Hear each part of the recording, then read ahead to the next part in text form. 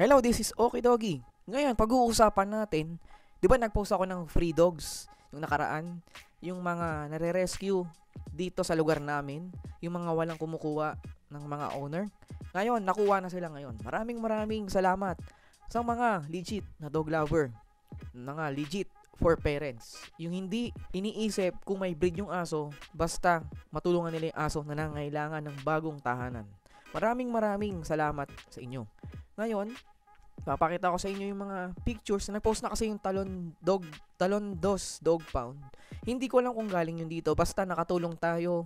Pinost natin dito sa channel natin kasi yung channel natin, 'di ba, tungkol naman sa pag-aalaga ng aso, 'di ba? Kahit Aspin, welcome na welcome dito. Ngayon, papakita ko sa inyo yung mga pictures kumuha na ng mga aso dun sa Talon Dos Dog Pound kasi napapansin ko na matagal na to na advocacy nila na nagre-rescue sila ng aso sa lansangan tapos walang kukuha na may-ari o kaya dog lover o bagong owner nila, walang aampon.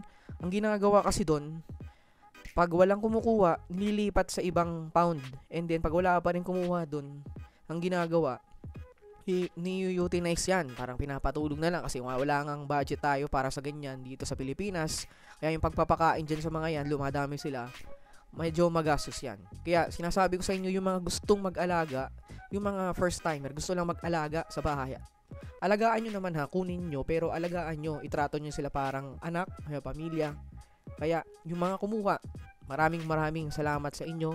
Nandito yung mga pictures na kinuha nila yung aso.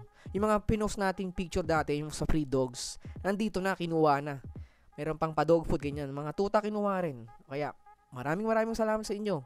Sa susunod na post ko, ng mga ganyan may makita ulit sa ibang group, hindi lang dito sa Talon Dog Pound. Sa ibang group naman ng mga aso, popost din natin dito para naman kumalat na merong asong nangangailangan ng tulong ng bagong amo, bagong pamilya. Okay ba yan? Again, this is Okie Doggy. Naniniwala sa kasabihang, huwag natin bilhin kung di naman kailangan. Pero kapag parang sa aso, pwede. Don't forget to subscribe and hit the bell button for more videos. Update, nandito yung mga picture para katibayan na nakuha na. Okay?